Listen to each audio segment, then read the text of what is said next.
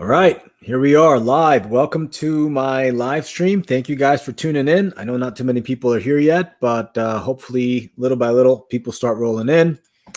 It's going to be an AMA situation. Generally, I like to do a live stream with a guest on Tuesdays. Like that's something that I've been working on, right? A live stream Tuesday situation. And then on Monday, I'm releasing a podcast with Peter Yu. That's been sort of the schedule. But my guest who I was supposed to have on this week, right? This guy, Emil Berengu. His son does judo with me. Emil does BJJ at Marcelo. He's a brown belt. He's also a physical therapist. I thought it'd be very interesting to do like a conversation with him on injury prevention, but he couldn't make it on Tuesday, so we pushed it back to Thursday. So I figured today I would just do sort of a Q&A AMA situation. And yeah, here we go. Thank you guys for tuning in. Hello, Doc. Hello, Dinamra. Hello, Muacha. If you guys have any questions, start firing them away. All right. If you don't have any questions, I have some questions that I've already compiled. Right. Maybe I'll just take it from there. Right. So the first question I get all the time, 24/7 on my Instagram, on my Facebook is, am I too old to start training? Right. That's a question I get all the time. And the answer usually is it depends, right? It depends, but generally 98% of the time, the answer is no. Unless you're like 75, 80 years old, then maybe I'm going to say stay away from judo, do another form of grappling art or do another martial art. But generally 23, 24, I had a conversation with this kid about it yesterday. He said, can I be the best in the world? Can I be a champion? Can I be an Olympian? And you know, to my answer to that is like, I can't really answer that because I don't know what your physical aptitude is like. Are you a great athlete? Are you in shape? What other sports have you done? All those things really play a role, right? And I hear people all the time in their 30s and 40s who started late in life. They say like, oh man, if I would have started when I was 14 or if I would have started as a kid, yes, you know, if you would have started at like 8 years old and you would have ran with it your whole life, granted, everything went well, you stayed injury-free, you had great coaches, you had a great support structure, all those different things, if everything went perfect, then yes, maybe you would have been, but we tend to sort of underestimate that, right? The luck part is very real. You know, you could have done judo at 8, did randori with a kid who's 12, and that kid smashed you on your head and you forever never wanted to go back to judo, right? So you kind of start when you start. So that's my 2 cents on that. All right, I'm going to start answering questions. I know this is an AMA, so I'm going to start off with, can you recommend somewhere to practice judo in Northern California? Northern California.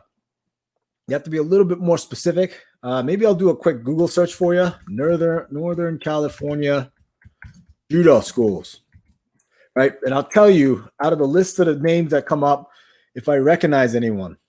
All right, Northern California Judo Club.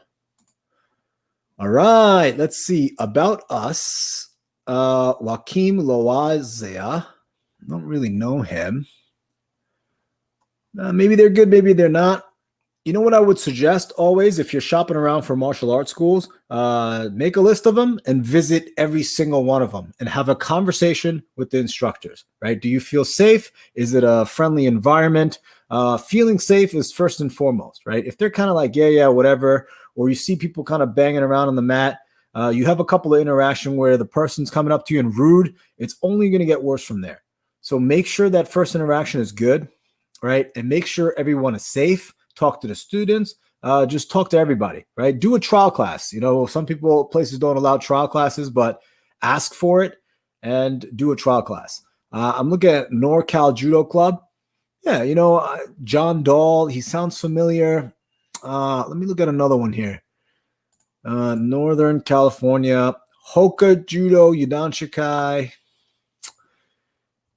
You know what, man? Reach out to me, DM me, you know, Judo Shintaro NYC on Instagram. Why don't you DM me and give me a list of sort of judo schools that you might want to check out, and then I'll look into it a little bit for you, right? Okay, let's see. Muacha Lee, what is your favorite food around the city? I love pizza, Salad Carmine's. That's unbelievable. It's on 101st Street. They've been around for like 80 something years. They have unbelievable pizza. One of my favorite places of all time, right?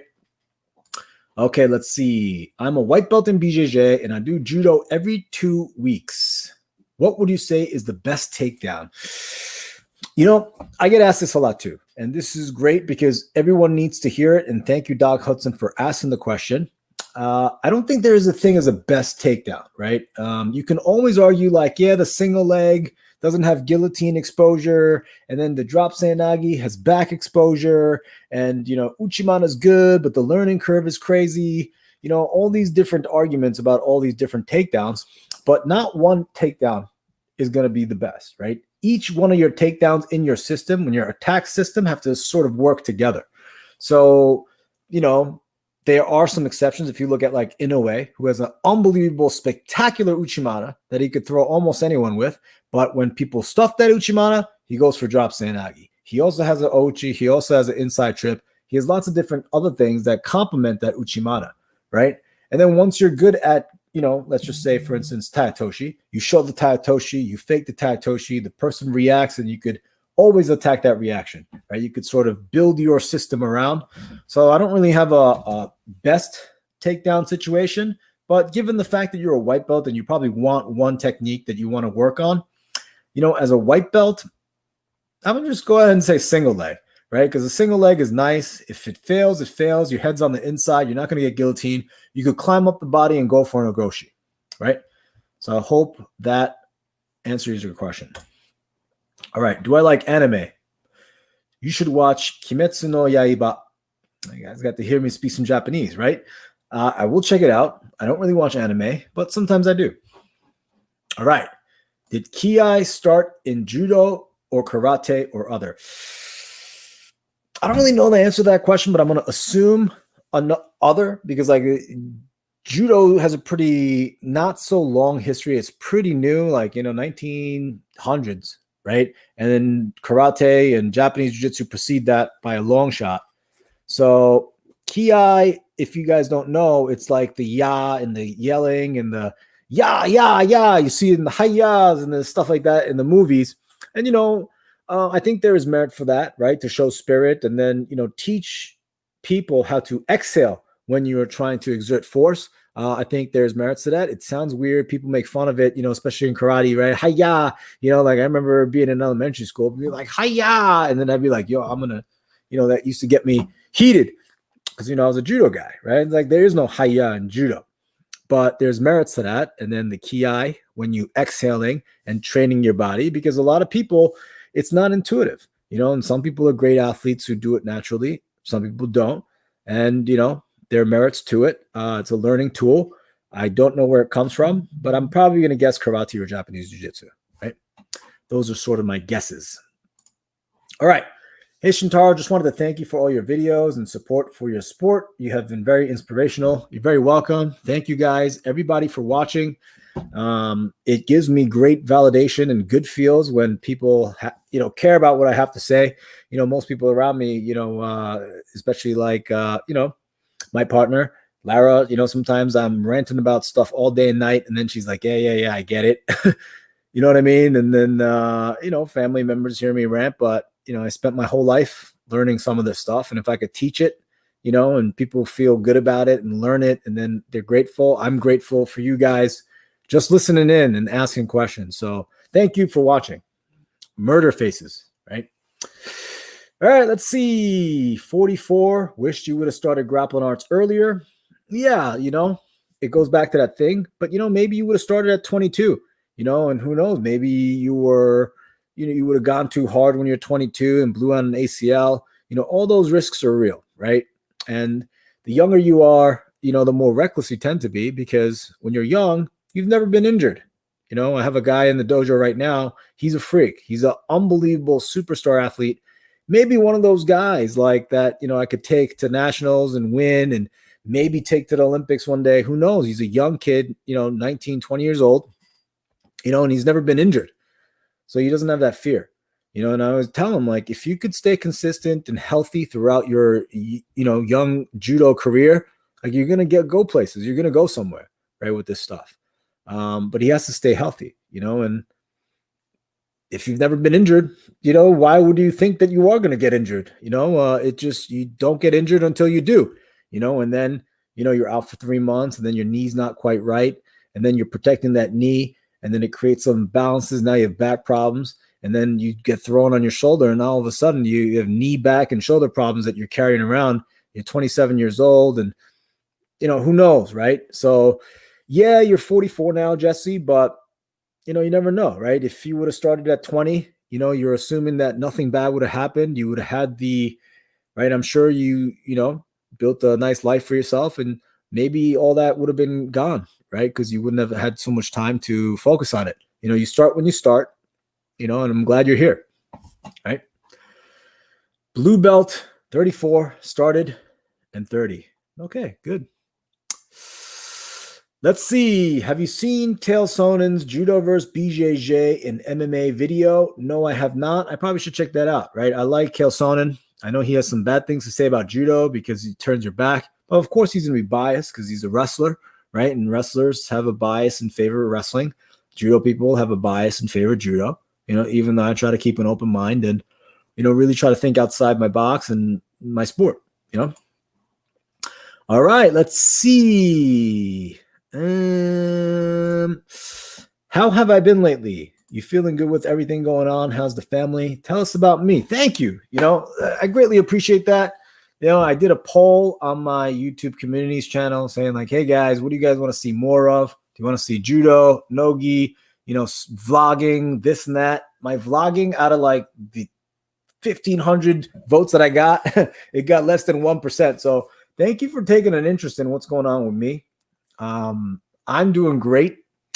It's been a struggle. I'm not going to lie, 8 months, it's been rough, January, February, my dojos, both of them were pumping, and, you walk in on a Friday night, you have 40 people on the mat, beginners go home, intermediates go home. There's still 25 black belts on the mat, scrapping it out. Business is good. I staffed 5 to 10 people sort of between the two schools. And now, I had to start over from scratch. I'm only teaching privates, and it's been tough on the business front, but it kind of feels good, man, to be back in the dojo doing grassroots teaching, teaching to people who really want to learn and, in a much more private setting, right? As opposed to, being worried about, I don't want to say the bottom line, but like the numbers, you know what I mean? Oh, there's too many people here. Oh, I don't want, this guy might get injured. That guy's new. I got to take care of this guy, teach this guy how to interact with new potential students. That guy's being an asshole. Like it became a lot, right? Where I'm just kind of like directing traffic and trying to manage people. And, it's nice to be back in the dojo, with only a couple of people coming through and really teaching judo and then working out with them. So that feels good about me, on that side. And family has been good. Daughter's great. Family's great. Thank you very much for asking. And I hope you're doing great too. All right, let's see.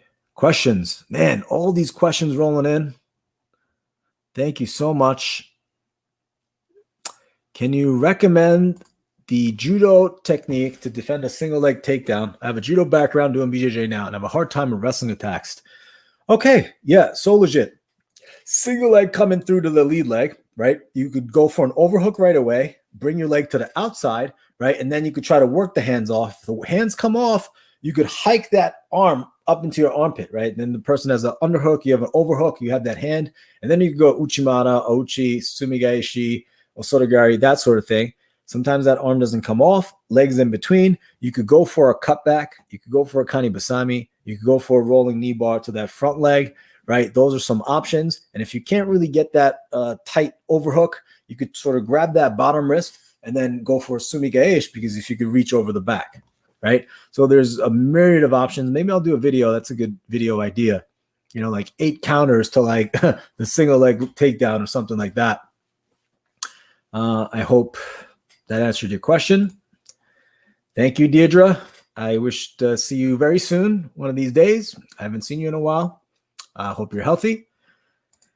Muacha Lee, who also is Matthew Lee, or maybe I shouldn't have said his real name, on Instagram. What is your take on raw physical strength to technique correlation? Raw physical strength is important, right? But being able to accelerate into the movements are very important. Being able to keep your balance is important, because even if you have raw physical strength, let's look at the bench press, for example, right? Everything is stabilized. You're on your bench. You have a very strong foundation underneath you to be able to press the weight up, right? Now, all of a sudden, you could bench 300 pounds, but you're kind of flopping around. You don't have good balance, and people are challenging your balance constantly. You're not going to be able to maximize that power, right? So it is very important, but it has to work in conjunction with the technique, and strength is part of technique too, right? If you look at being in the mount, for instance, someone has you in tate shogatame or mount position, you need to have some sort of athletic ability to be able to bridge and push this person off in order to create that distance and space, so you could bring that bottom knee in between, so you could maybe force an ashigarami position or something like this, right? So it is very important. It plays a role. I think looking at it like, physical strength versus technician, I think those days are kind of gone. You have to evolve and start thinking like spectrum, synergy, how those two things work together, things of that nature, right? All right, James Shackelford, thank you always for your ongoing support. Let's see what you have to say. Just started again this year. I'm in my early 40s, and I find that today there seems to be more safe judo training than what I saw in the past.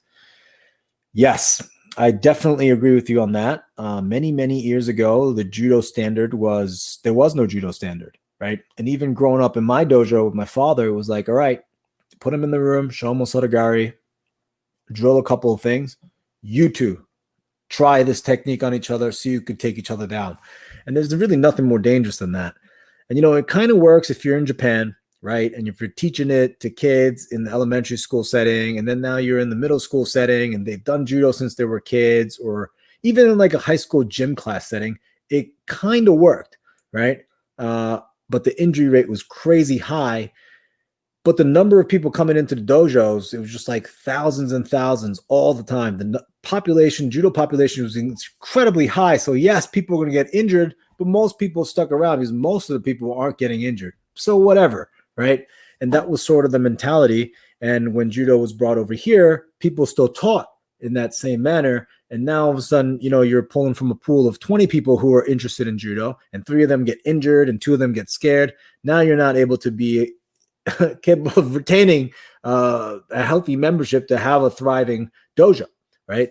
So I think, people live through that, I think in the 90s and even 2000s. And with the information era, I'm an advocate for safely doing judo. I talk about this nonstop. And then if, people have this mentality of like, let them go at it. If they quit, if they get injured, they don't belong on the mat. Like, I despise that sort of mentality, right? And I'm very outspoken about it. So people have been sort of taking on this sort of thought process as their own, and it's kind of spreading. And, people don't want to get sued too, So I think it's a good thing. And I'm glad you're back in judo in your 40s. And hopefully we get to train together one day. All right. So thank you very much. All right. Next question. Can you recommend the best judo technique to defend the single? I already did that one. All right. Let's see. Man, a lot of good questions over here. Planning to compete between... Ooh, this is a good one. I'm new to judo competition and planning to compete between 73 and 81 kilograms. It's a great division, right? Tough division. How many days of weight training per week? So there's a couple of different schools of thoughts on it. I've known judoka who are like, the best type of strength training for judo is judo. I've heard people say this. I've heard people saying like, the best type of judo training is weightlifting that simulates judo in the gym, where you're constantly doing this like high metabolic circuit training, sort of a training. And I've heard people say, you know what?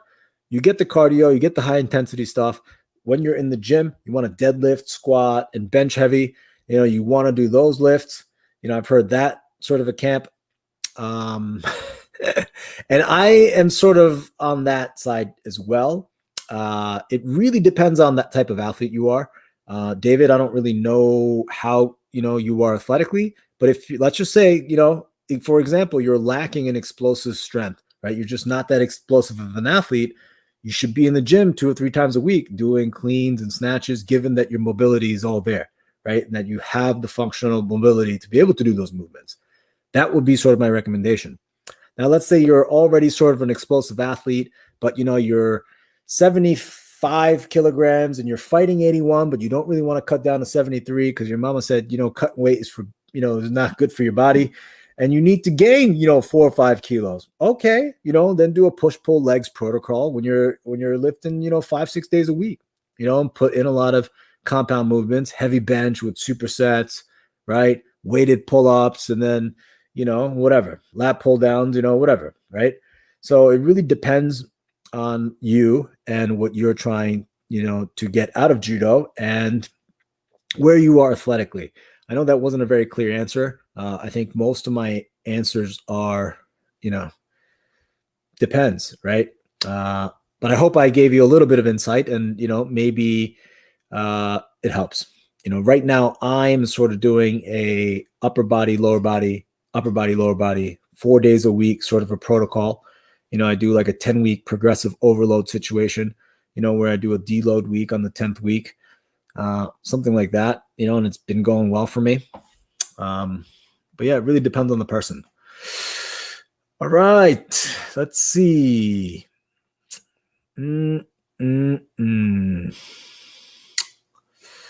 How do you get over fear of re-injury? I have my collarbone broken after starting judo before lockdown, and I've been considering starting once things clear up.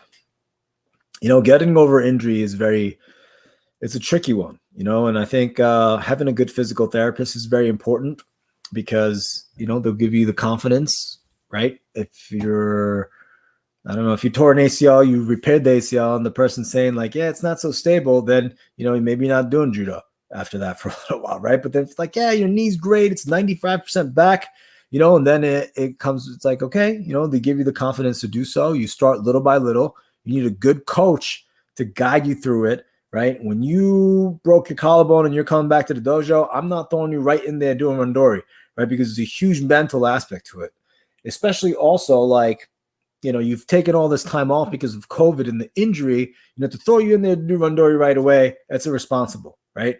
So it's like, all right, why don't you come in, you'll drill, you'll hang out, you'll, bullshit with the guys a little bit, you'll do some throws. You won't take any throws yet until you're comfortable. After 2-3 weeks, how's your collarbone? Having a guide, right? A coach saying like, how are you feeling today? And maybe you're one of those people that are like, oh man, I'm good. I'm coming back, going hard, and then it's the job of the coach to be like, hey, slow down. You're coming off an injury. You sat out for a very long time. Like, let's take it step by step, right? So having a good coach is important. Having a good PT, a physical therapist is important. And also having maybe, throw in a sports psychologist. Some people have a mental block. You know what I mean? I remember when I got a concussion in 2015, I fought in Chile. I got slammed on my head by this guy from Spain. And then, I was messed up for like months. You know what I mean? I was not feeling myself for like a month. And then coming back to judo, there was a fear of like, oh man, like it could happen again. You know what I mean? So I was a little bit timid. I didn't want to get thrown. Therefore, I was a little bit more stiff and locked up, right? It took a little time for me to get over that, but I eventually did. Yeah, I hope I answered your question. Little by little, I'm realizing I'm actually not answering anyone's questions. I'm just kind of saying it depends to everything. I'm sorry about that. Oh, man. All right, let's see. Shintaro, you should do some more live streams. Thank you. I'm enjoying it. It is kind of nerve-wracking, but, I'm doing it. So, yeah, man, there's a lot of questions coming up. When are you going to start vlogging? I'd love to see you show us around the city and outside of judo. I would love that too, but I don't have a lot of video editing skills. I try to shoot everything, if you guys noticed, in one shot, so I don't have to edit anything. And it kind of makes it hard to vlog when when you have no editing skills, because just day-to-day life is just not that exciting. You have to put music to it and have the jump cuts that YouTube has, So, yeah, vlogging is a decent idea. Don't let Travis bring you down. Haha, yeah, Travis is always bringing me down. If you put out that type of content, people will watch it. Thank you. Here's the next question. How to learn judo without an instructor. There is no judo in my area. John Martin's, it's tough. I don't think that's an easy thing to do, to learn judo, without an instructor. But you could learn sort of the ideas and philosophies behind it. I recently met this kid who came to my dojo to learn from me. He spoke the language. He literally had like a PhD in judo. He asked me questions that, a brown or a black belt would have asked. It's very specific questions. It's like right versus left, inside configuration. Like if the guy does this, like what should I do? Like, would this be a good set? I was like, how long have you been on judo? He's like, I've never done judo.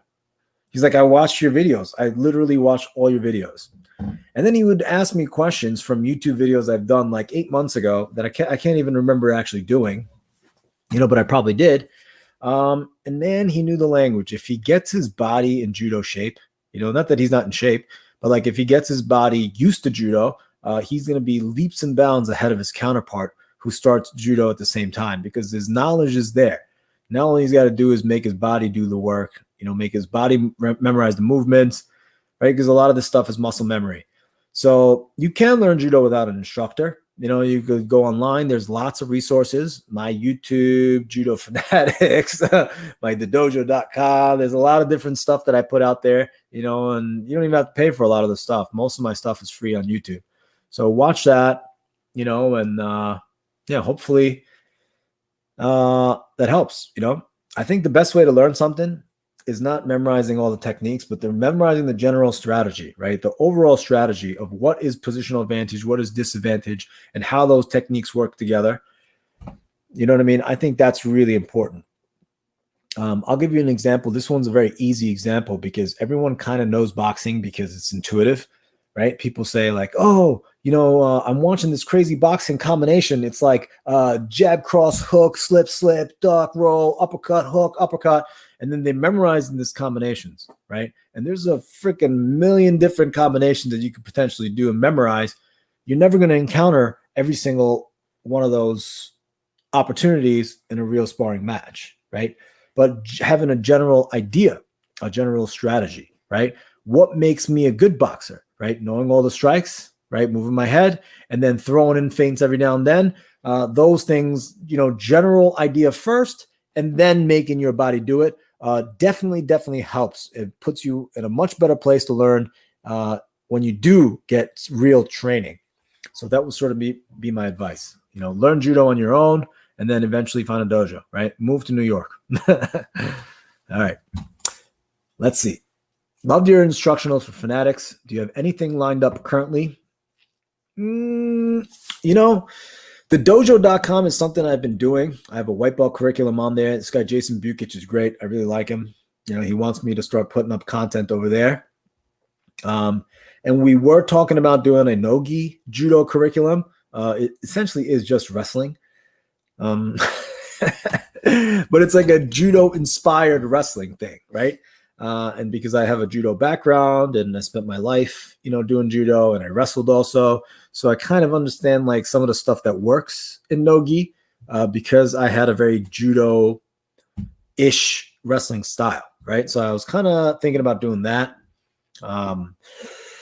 There's lots of different ideas floating around. I spoke to Bernardo Faria, who said, hey, why don't you do like a Taitoshi mastery course or a single technique mastery course.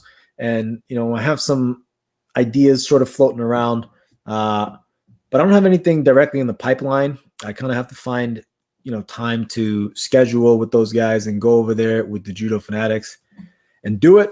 If you guys have any ideas, I'm all ears, man. Like, Instagram, DM, all this stuff, comment down below. I read a lot of it. I don't respond to all of it, but I do. Keep my eyes on it. So yeah, keep throwing these ideas at me. All right. Are you going to give us a Christmas prezi with a video of Lara throwing you? That's going to be a tough one. I don't know. It almost came to a point of like, it's like this game between me and Lara. Like, is today going to be the day that you're going to throw me? And she's kind of like timid about it too. She's like, oh, I don't know if I can, throw you because the YouTube community is so, critical of technique, and I don't want it to look bad, and I don't know what technique I should throw you with, and all that stuff. So it's not really up to me. It's about her also. So we'll see, man. We'll see. I don't know. That's a good one, though. That's a good one. All right, let's see. How have the judokas in your dojo been affected with what's going on? It's a tough one. Yeah, it's all these questions are tough. The judokas in the dojo have been affected greatly because we can't run regular classes, right? And I switched over the model for the dojo to mostly private lessons because I want to be compliant with the government laws. I want to do everything properly to keep everyone safe. And, do I believe should we, all these different ideas and opinions are floating around, right? My biggest thing is, if you came to my dojo, you got COVID, and then you went home and gave it to your parents and then they died, I would really feel guilty about that. You know what I mean? And I feel like it's irresponsible for me to, just let everyone come in. Hey, let's just freaking do it. Lock the doors and have, 30 people back on the mat and do judo. I just can't do that, So, there's no opportunity to really get everyone back and throw down like we used to. So, a lot of these guys, they can't train right now, so it's been kind of sad. But there is a core group of people that are coming in for the independent 33% capacity workouts on Mondays and Wednesdays, whatever that means, socially distant, all that stuff. It is socially distant, right? Socially distant, you know what I mean? It's socially distant, but it is, 33% capacity, and I do everything by the book. So yeah, we've been greatly affected, like I said earlier. So, right, January, February, 40 people in judo, in a night, coming in, grappling, hanging out, and we're not only having one class, we're having one class, two classes for the adults, open mat time, kids classes rolling in, man, those days were great. Hopefully, it gets back to that, when people feel safe, right? People feel safe and things get back to normal, which I assume they will, now there's a vaccine, whether you believe in it or not, I don't really want to get into that with mRNA technology and all this stuff. And it's, one of a kind, and Moderna's only been around for whatever, hopefully it'll get back to that. Thank you for your question. All right, man, I hope I'm doing a good job here. I don't really know if I'm just ranting and people can follow what I'm saying. I'm just rambling. All right. What is your favorite technique for beginners and for intermediates? That's a great question. I always like Ogoshi for beginners because it's very simple. It's very safe, relatively safe. All judo throws are dangerous. I don't like Taniatoshi because it's very dangerous. Man, all judo throws are dangerous. That's the problem with judo, right? If you fall wrong, you get injured. And it's not what you do. You can make the shape of the technique fine, but it's what the uke does, right? Maybe they move out of the way, or maybe they resist a certain way, or maybe they try to, break fall wrong and they get injured, right? But simply put, I like Ogoshi. I really do. Intermediates, it's tough to say. People ask me all the time, like, what is your favorite technique? I don't have a favorite technique. I love how the techniques work together. And that's always been sort of my spiel. And maybe it's because I don't have a one technique that I'm known for. And I kind of sometimes wish I did, which was like, I could throw anybody with this throw. I don't have that. So yeah, I hope I answered your question. Ogoshi. Ogoshi is the answer. All right. What are your thoughts on sumo and their techniques? I love sumo. I think it's like the most interesting sport. I love the tournament style. They have 6 tournaments a year and they have 15 matches every tournament. They do 1 match a day. And if you have a winning record, you get to go up in rank. If you have a losing record, you go down in rank. So it's kind of an interesting system. The rules are really simple. Make the other person touch the floor with any part of their body, or push them out of the ring. That's it. And there's the sumo types where they just physically take their hands and pop them in the face, boom, boom, boom, boom, like E Honda and Street Fighter. Like there's that kind of striking style sumo wrestlers, and then there's the grappling style sumo wrestlers. They like get in really close, like over under. They grab the belts, but they do some really interesting stuff. Like in wrestling, when you have the over under position, you pommel in for the double unders, right?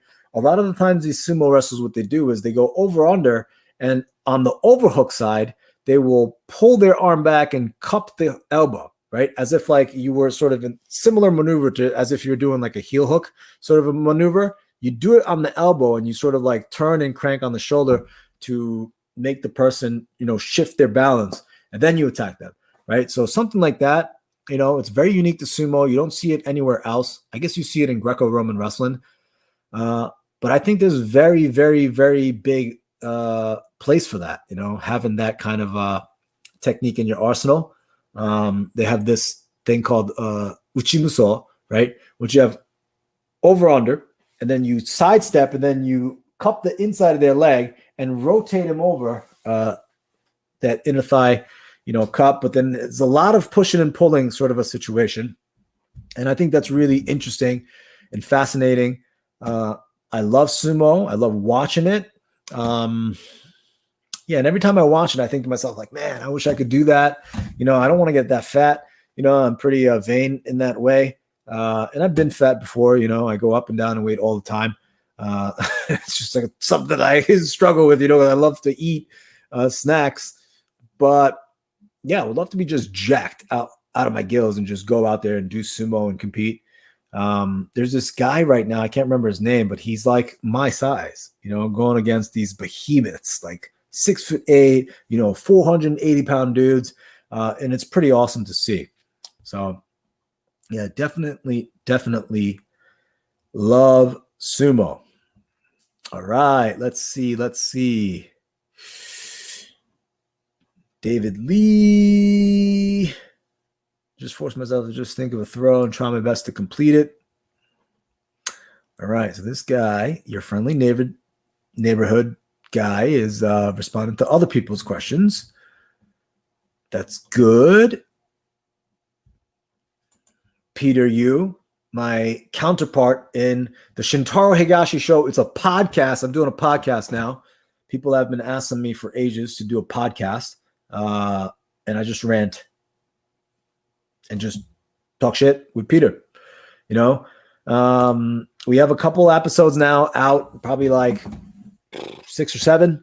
It's great. Check it out. You could find it on iTunes. You could on Spotify, Google Podcasts. It's everywhere. Peter's never seen me let her throw me. So, all right. Let's see. Other questions. How long does it take to promote graduate to the next belt degree? It really depends on the aptitude, depends on the teacher. They think they have a subjective situation, but it's really not subjective. I'm very, very quick to give out rank on the earlier side, on the low level side. If someone walks into a gym with tons of wrestling experience, know some of the basics, and I'll give them a yellow belt. Seriously, right? BJJ, high level BJJ practitioner coming in, submitting everyone, want to do judo, great athlete, learning, coming every day. Sure, no problem. Yellow belt right away. Sometimes I might even start them off as a yellow belt. So it really depends. Like all things, the higher you go, the longer in between. I do like the judo black belt system, where after a certain rank, there's these time and grade deduction systems, right? If you're an A-level competitor, your time gets deducted in half. If you're a B-level competitor, your time gets deducted by 30%, something of that nature. To give you an example, let's just say to go from 5th degree to 6th degree, red and white belt, let's just say, I'm throwing out random numbers here, it takes 20 years. If you were an A-level competitor, now it's 10 years. If you own a judo school, it's a deduction. If you teach judo, it's a deduction. All these different contributions to the sport, it's a deduction. And then you could wither it down to like sort of a minimum amount of time necessary to advance in rank. So I really do like that system, and it does make it a little bit more subjective. But people kind of circumvent this stuff too. Oh, this person was an Olympic medalist, so let's give them a rank. People do this kind of stuff, even though they haven't followed the proper, paperwork situation of like, going through that thing. I'm actually not that, vigilant about doing all the proper this and that. But my father was, right? So he's very much, never missed a deadline, never missed paperwork sort of a situation. So he was always on me about it. Therefore, I never, every time I was up for rank, I, filled out the application and did it. What are the to-dos? Nailed it, did it, so that's why, I'm able to get the rank that I do at such an early age. But yeah, it really depends, I know when I went to do Ibjjf, first day I walked in wearing a judo black belt. And then second day I was like, all right, I'm going to learn jiu-jitsu now. Walked in as a judo Ibjjf white belt. And then on the third day, the guy's like, let's just start you off at blue, So it really does depend on the instructor. And it also depends on the individual. All right. Kuwabara-san, do you try to apply Sensei Kano's Seiryoku Zenyo to your life? Absolutely. Minimum effort, maximum efficiency. Yeah, minimum effort, maximum efficiency. I'm always not looking to cut corners, but trying to look for the most efficient way to do things. Always, right? Try to, schedule meetings that way. Like everything I do is sort of in that mindset of, can I scale this? Can I maintain it? Is this the most efficient way? Why'd I got to pick up this thing if I have to go over there? Like, I don't really want to go take that route because it's out of the way. If it's out of the way, I probably won't do it. If it's in the way, I probably do it. Give you an example. I went to the dojo tonight, 7 p.m. I parked my car in a garage on 108th Street, which is going this direction, taking me to Amsterdam Avenue, which goes north, right? And in order for me to get on the Henry Hudson Parkway, I need to go to 125th Street, and I drive by Dinosaur Barbecue. Unbelievable restaurant. Great brisket. I wanted some brisket. So I was like, you know what? Got out of the dojo, called him right away. I was going to ask him like, hey, will the order be ready for takeout for me to pick up the order in 20 minutes? Because I'm going to be there in 20 minutes. And the lady's like, well, blah, blah, blah. Let me put you on hold. And I was like, not doing it because it'll be too inconvenient for me, So I do live my life that way. Making sure, get out the dojo, call them. I know the brisket's ready. Pull up my car, jump out of the car, get the brisket, go home, eat my brisket, and then do a live stream, So, yeah, man, that just probably sounded really stupid. But, yeah, I do try to apply some of these judo theories to life, per my brisket story. Let's see. More questions. Do you have access to a lefty that can help those of us who are right hand impaired? Right hand impaired. Do I have access to a lefty? I don't really know what that means. A lefty like judo player lefty? Or, yeah, do a follow-up question on that. And then hopefully, yeah, Andy, let me know what you mean by that. And then I'll get to it because, I'm going through the thing. All right. Let's see. Where did I learn Kung Fu? I don't know Kung Fu. Have you ever seen the God of Judo YouTube video? No, I haven't. Wow, someone donated $5. Thank you very much for someone that donated $5.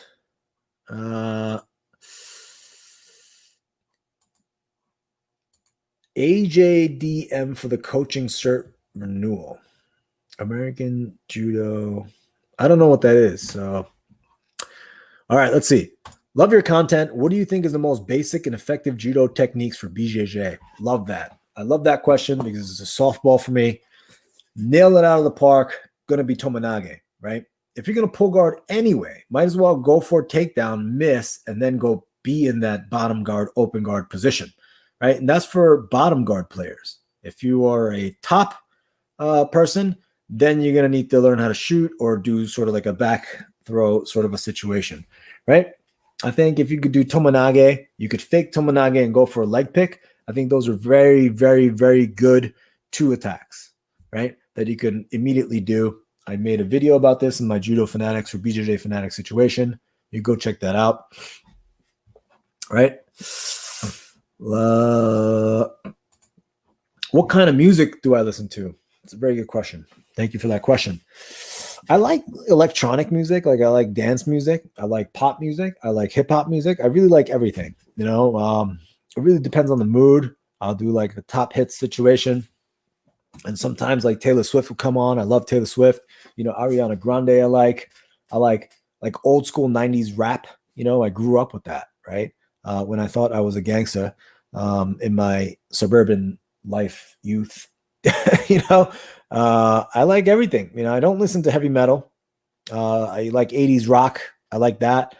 I like everything, man. I just don't like heavy metal so much. That's just one thing I never really got into and I didn't really understand. Yeah, that's my thing on music. Thank you for asking. All right. Jesus Flores. Do you happen to know any international players from the 90s? Kabeab, Raul Hammer. I mean, like, if you consider, like, you know, Jimmy Pedro, who's a competitor from the 90s, you know, into the 2000s. Yeah, I know him, you know, not really, you know, because in the 90s, I wasn't really relevant on the international scene. Not that I was, you know, when I was in my 20s. But yeah, I don't really know too many guys. Yeah, you know, I wish they would reach out. You know, we could have a conversation about judo, maybe put them on the live stream, you know, maybe make a YouTube video together. You know, that would be really cool. All right. How good is... Nope. Oh, man, I lost my place. Surikomi Goshi. Yeah, learn how to get into that Surikomi position, right? How do you get your hands there? And then once you get to that position, before you even learn to make the Surikomi Goshi, obviously you have to do Nagekomi and drills to make, you know, to increase your throwing power with that technique. Having all the basic lines of defense, how is the other person going to defend, is a really important thing. You know, if you're going for a Tsurugoshi and they step with their foot forward to break, to resist going backwards, you're going to need to switch directions and go Kochigari, right? If they give you the opposite hip for the hip check, then you're going to need to go switch directions and go Ochi. Now, if you have Kochi Ochi, answers for both of those defenses, you could go for Kochi Tsurugoshi. You could go for Ochi Tsurugoshi. You could go for Tsurugoshi and then they stuff it by giving you the hip check. You could switch back Ochi, right? So having that diversity to be able to adjust every time they go for countering, that's going to really make your Tsurugoshi better, right? People think, oh, I want to get better at Tsurugoshi. I'm just going to train Tsurugoshi. I'm just going to drill and drill and drill and drill and drill. That really is not, I don't think, is the right approach, right? You need to do that for sure. You need to do the Nagekomi, you need to do the drills, but you need to know the defenses and how to, you know, resist those defenses, right? So I hope that answers your question.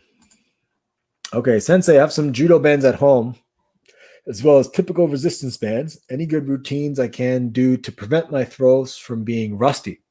Yeah, I love these resistance bands where you put on a door handle and then going through these motions, right? The pulling hand and then the lapel hand, going and doing uchikomi, going this way is good. And then I love doing like shoulder rotational exercises, right? In order to, you know, keep the rotator cuff tight. You could do lots of pulling band movements. Like if you ever see the Russian guys, they do like, you know, pulling to one side, pulling to the other side, pulling down in between the legs, you know, double hands under the legs, you know, opening up this way to engage, kind of like doing like a face pull to engage your rear delts and their mid back, the mid upper back, right? Those drills are always really good. And you could do some sort of judo related movement, plus some sort of corrective exercise, plus you're doing high repetitions with fast speed, get your heart rate up. It's good cardio. You're doing judo specific movements. It's a win-win for everybody, right? So that's something that I would suggest. Thank you for the donations and thank you for being a member of my channel. All right. What is judo bands? I'm just going to guess they're resistance bands with judo handles at the end of it. All right. I am still a gangster. Thank you. That's Jason Bukic, everybody. TheDojo.com. Check it out. All right. How good is my Japanese? Can you speak some Japanese here? I can. You guys want to give me something to say? My Japanese is very good. I'm fluent. I speak to my parents in Japanese. My reading and writing, like, it's good. You know, I can get by, but it's probably on par with Japanese judo going, university athlete, yeah, what can I say in Japanese right now? こんばんは、みんな、見てくれてありがとうございます。Man, that was horrible. That actually made me sound, like a non-Japanese speaker. Yeah, man, it's hard to, when people are like, hey, you speak Spanish? Like, speak Spanish. All of a sudden you have to produce something and then create an interesting statement in that language. It's always tricky. But take my word for it. It's pretty good. I actually had an idea for a YouTube video. How I go, hey guys, how's it going? Today I'm going to show you my Taitoshi. I was just going to just blast that out in Japanese one day and just do the whole thing in Japanese, not even subtitle, just confuse everybody. And it's going to be a really good instructional too. It'll be like, the clickbaity titles and be like, one thing you can do to make your Taitoshi work on anybody. And the whole thing will be in Japanese.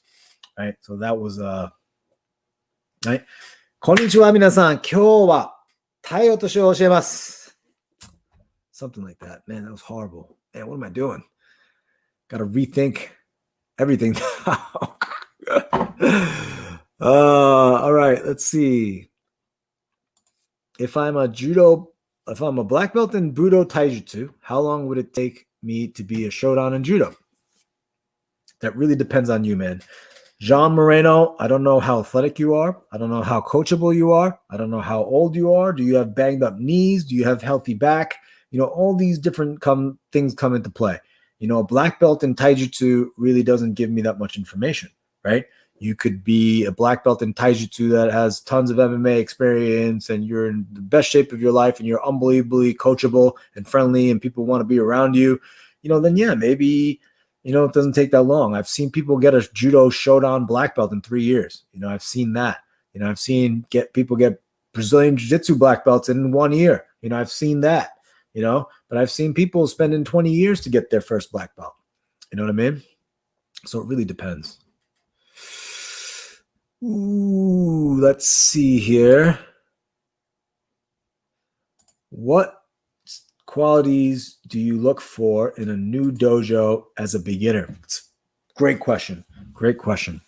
You want to meet the instructor, right? You want to meet the instructor and safety. Safety is the most important thing.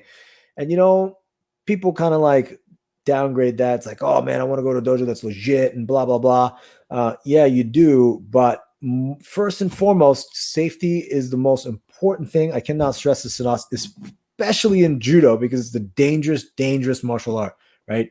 One live roll, someone throws you funny, you could get injured. You could even get crippled in judo, right? The risks are real. And, people sort of underestimate the risk in judo, especially the people who've done it have survivor bias, right? Oh, I've done judo 40 years and, we never did this or blah, blah, blah, blah. It's like, forget that. People have survivor bias. They do. The most important thing you should look for in a dojo is friendliness and safety. Right? Of course, you're going to do your Google search on the instructor to see if they're legit. You know what I mean? I don't want to say like do a Google search on them on their competitive history and then see if they were any good, because sometimes, right, the not so good competitors are the best teachers sometimes, right? I've known amazing, amazing athletes who've done crazy, crazy high-level judo at the peak competitive level, and you ask them a question about a technique, they can't explain it to you. They have no language ability to explain these concepts, ideas. They just sort of do it, right? And those people have a very hard time explaining what they do because they already know it intuitively, but also they don't understand a non-athletic person trying to gain that skill set, right? How do you do this methodically? It's like, I do it like this. It should work.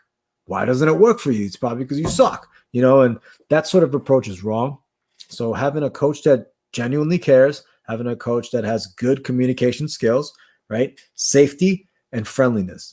People talking down at you and like, it's only going to get worse from there. So those are the qualities you should always look for when you're hunting for a new dojo, right? Ever trained in Portland? No, I have not.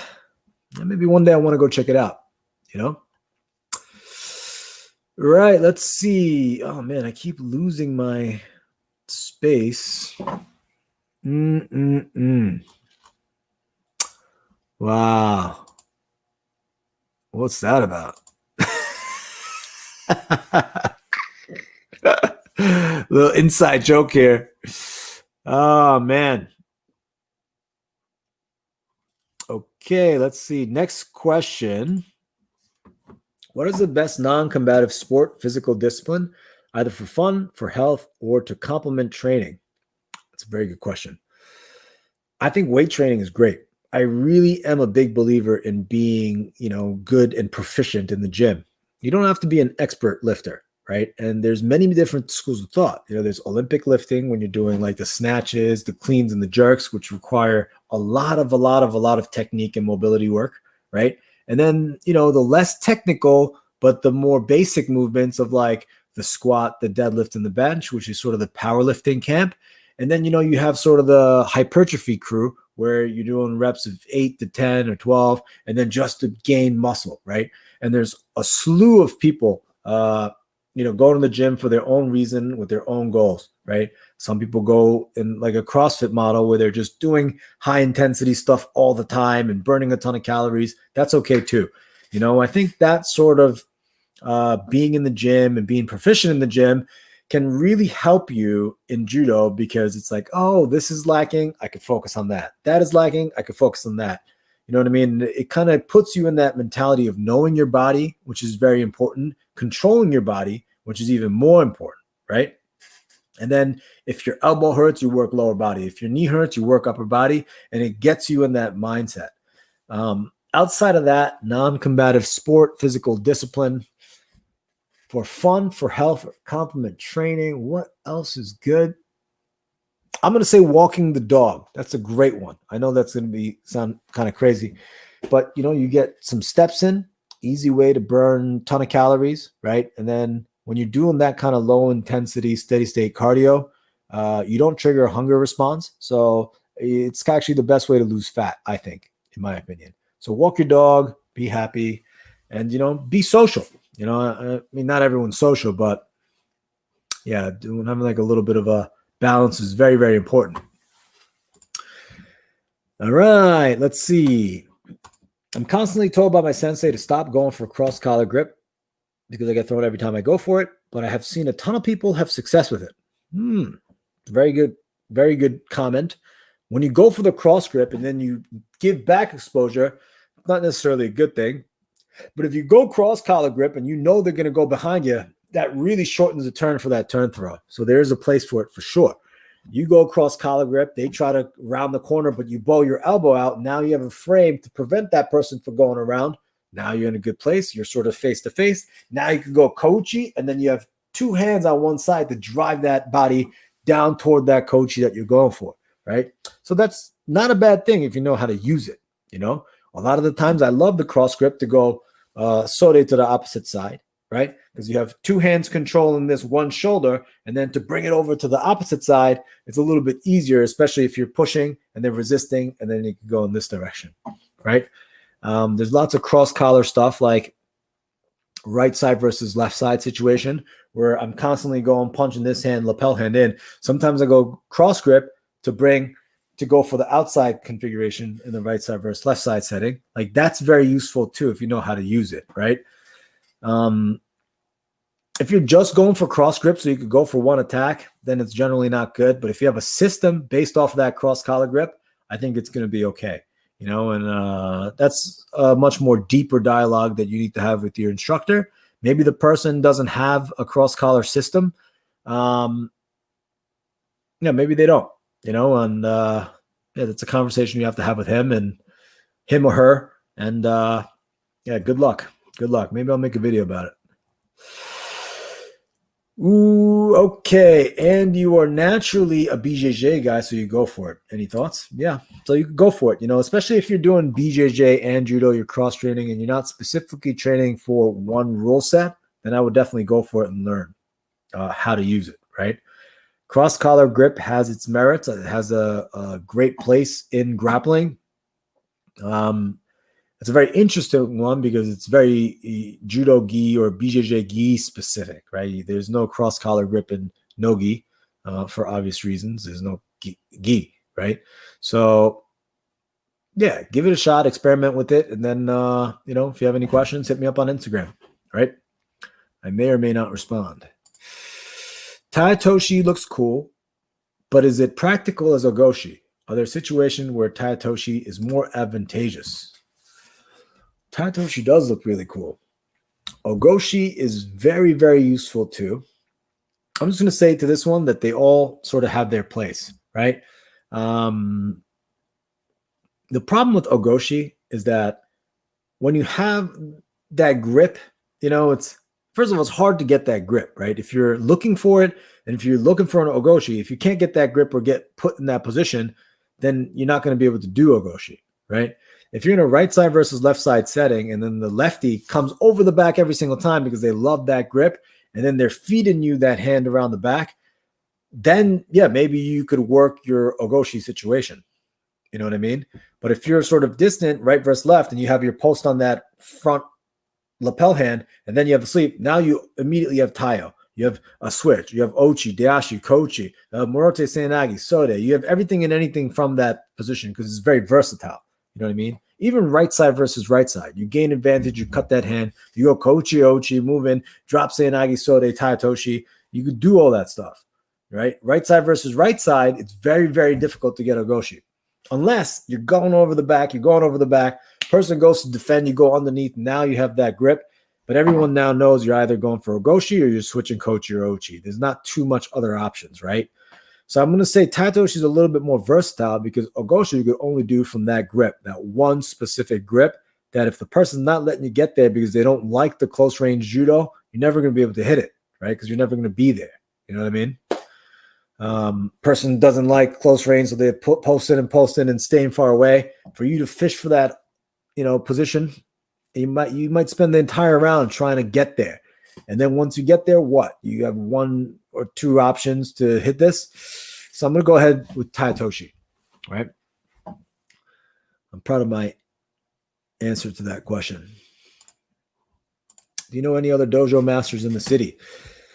I mean, there's some people who, like Gary St. Leger, is great. He runs Kano Martial Arts. This is my other dojo with him. He's my partner in it, and he's downtown. I know Oishi has a dojo downtown also, and he's amazing. He's been around forever. He started, he has a great background in wrestling. He's a little bit older. I know the New York Athletic Club has not right now, but, they used to actually sponsor me back when I was in my athletic days, and they have a dojo. They have a good program. So, yeah, that is that. Were you talking about Enho? Yes, I was talking about Enho. Look this guy up. His name is Enho. He's tiny. He's amazing. He's literally shorter than me. And I'm 5'9". He's like probably 5'8". And he goes against these massive, massive dudes.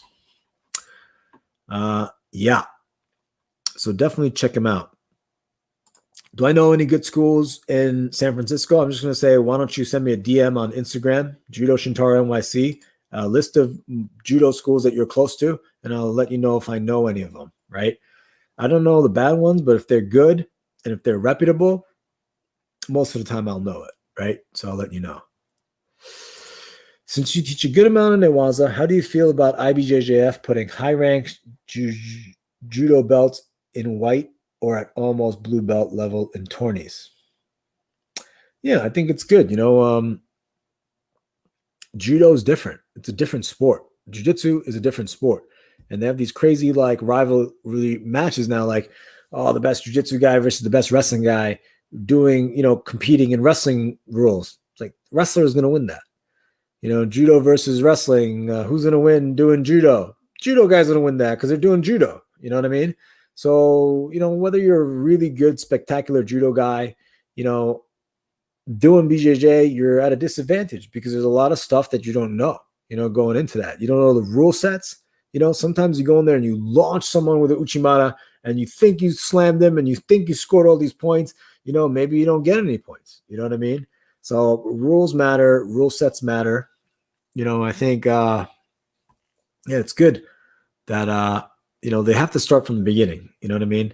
I think it's sort of bad if, you're an Olympic judo level guy competing in the white belt division. That's messed up. We got to do something about that.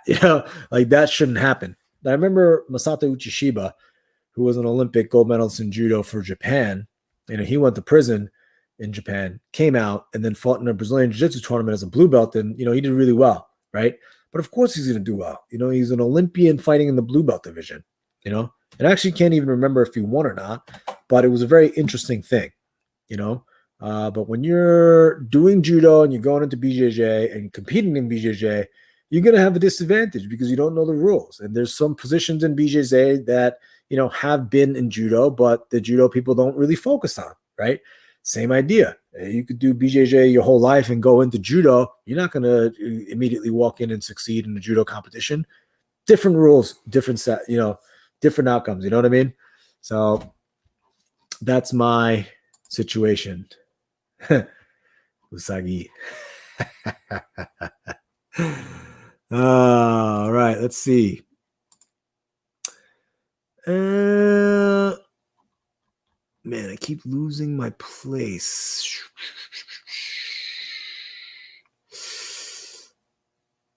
I can't find a jiu-jitsu dojo in America, only Brazilian. There's a lot of Brazilian jiu-jitsu out there now. Am I a fan of Brazilian jiu-jitsu? Yeah, I am. I love it. I think it's great. I think they really evolved in Newaza. They took Newaza, right? Judo Newaza. And, you can argue like, oh, judo and BJJ, it's the same thing, comes the same place. Like jiu-jitsu took the judo, whatever. You know what I mean?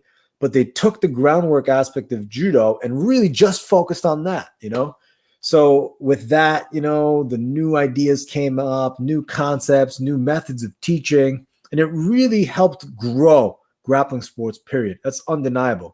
Yes, there's 20 million people doing judo globally, but in the United States, judo never really popularized, right? In the 60s and 70s, yes. Even in Austin Powers, it's like judo chopped this and that. People knew about judo in the 60s and 70s, but it really declined in the 70s and 80s, right? It got overtaken by all these other martial arts, and Brazilian Jiu-Jitsu, which is a very close relative to judo, started gaining in popularity. I think, there's a lot of reasons why, right? You could argue the UFC and Hoyes and the Gracie family. But first and foremost, right, barrier to entry in BJJ is much lower because the injury rate is much, much, much lower. You make a mistake on the first day of Jiu-Jitsu, someone passes your guard. Great, You make a mistake in stand-up judo, someone throws you, you land on your head, you're messed up, right?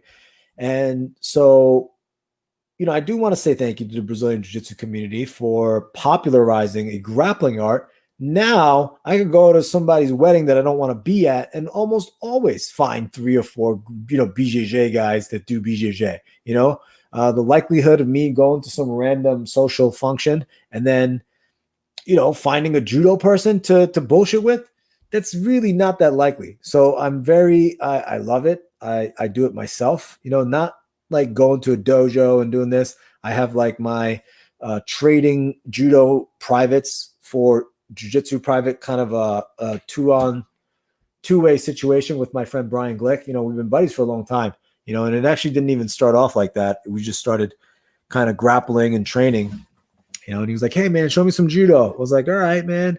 Hey man, you want to do the ground stuff? Like, yeah, man. And we just kind of like took it from there and we became friends. And then we meet every, couple of weeks. And so that's sort of most of my BJJ training, but I like it a lot. There's a place for it. Judo's different. There's a place for it. Hope I answered your question.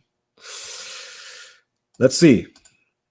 How do you feel about the judo BJJ conversion? I have a very strong brown belt in my school and get forced into white belt in IBJJF competitions. Judo. Okay, so that's what we were talking about earlier. If you have a brown belt in BJJ judo and you go to a BJJ tournament, I don't know. I mean, judo brown belt is not, it's different, right? Because the standard for judo black belt is a little bit lower than the standard for the BJJ black belt. You have middle school kids in Japan donning judo black belts. You have freaking 12-year-old kids judo black belt, because that judo black belt, that Showdown, signifies, oh, the basics. Now you get started. White and black was the only two belts, right? And they put more emphasis on the dan grades, right? So if you're a judo black belt, you're a first degree black belt, you're like, you probably did judo in middle school, high school. Second degree, it's probably good in middle school, high school. Third degree, like, okay, that kid probably did some competitive judo in high school. He's probably legit. Fourth degree, oh, shoot, that guy's freaking good, And based on his age, it's like, oh, he was probably a great competitor, or he's just been in the sport very long time. The mentality is a little bit different there, because in the United States, you do BJJ judo as sort of a pastime that you pay for. A lot of the times it's a service that you pay for. And a lot of these dojos are run as a business, right? So it's kind of a different mentality. In Japan, judo is sort of like the part of life. You join a judo team in middle school. Now you're forced to do judo 24/7 around the clock all year round. If you're good enough, you get a scholarship to your high school. Now you're on the judo team. That's all you're doing. Hopefully you're good. You get it's not like, oh, I got off work. Let me go get a workout in. Let me go to the local dojo. It's not really like that, right? So based on that little rant, if you have a judo brown belt, I don't think it's like, not that it's not an accomplishment. It is, but compared to Brazilian Jiu-Jitsu brown belt, which may take 8 years, 9 years, they really hold you back and, slow down that belt process. You're not comparing apples to apples, right? And also, individual athlete always matters, right? Is it LeBron James that we're talking about here? I always go back to LeBron James for this example. But how athletic is the person? What is the person's aptitude? All these things really matter when you're talking about, right, rank and all this stuff. How long does it take to get to the yellow belt? Same idea. Depends on the athlete. Sometimes I'll give a yellow belt like on the second week if you have a lot of grappling experience to begin with. If you are a high-level wrestler that wrestled in college, you could probably be experienced judo yellow belt, without having any judo experience. So it really depends, right? Have you tried martial arts and striking? How does a wrestler feel about them? Great question. I've boxed. I've done karate. I've done Muay Thai, but I like boxing the most, in the striking art. I love watching it, Logan Paul versus Mayweather. I mean, how much better can it get, right? I find that really interesting. I love the skill behind boxing. I think wrestling and judo, in order to maximize the efficiency in a self-defense setting, you need to know basic striking and the basic defenses when it comes to striking in order to manage the distance, to close the distance, right? Because if you can't close the distance, you can't use your grappling abilities. So I've tried martial arts strikings and wrestlers and judoka, back in the day. There's always that idea of like, oh, grapplers are better than strikers, or judo guy would beat a boxer. It's not really about that. You know what I mean? If you're a true martial artist, you care about your self growth and your improvement, right? Which means you kind of have to learn some of this stuff too if you want to use this stuff in a live setting. The competition by itself, that kind of life isn't the end all, right? For your martial arts journey. All right. Here is, man, there's a lot of questions rolling in. Thank you guys for the questions. I love this. You did dancing? Dancing's great, man. I love dancing. Dance. Yeah, that was a good one. Dance. Let's see. Koshiguma Tatoshi Sensei has several sayings. What do you think about people that say judo is more dangerous than jiu-jitsu? It is. How do you make sure your students train judo safely with minimal injuries? That's a great question. I don't let the white belts do live rounds. I cannot stress that if you're a beginner and you have 2 months experience going in there and going live with somebody, like, I don't do it. Don't let your students do it. Don't do it. It's the most dangerous thing. And it's the best part of it, right? And then the people who teach judo are like, oh man, that's the cornerstone of judo, the rondori, the live fighting. the resistant, non-cooperative, combative training, just grabbing and throwing. That's the best part. Here's some moves, go try it out, right? I think it's the most dangerous thing on this planet.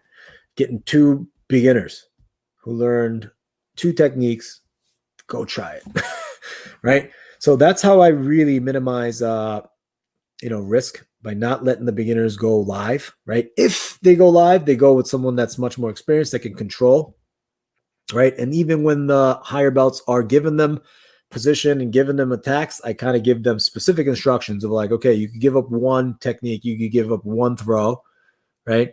And then, you have to fight for position. You have to look for openings. You have to look for, countering sort of opportunities, right? That's one way to minimize it.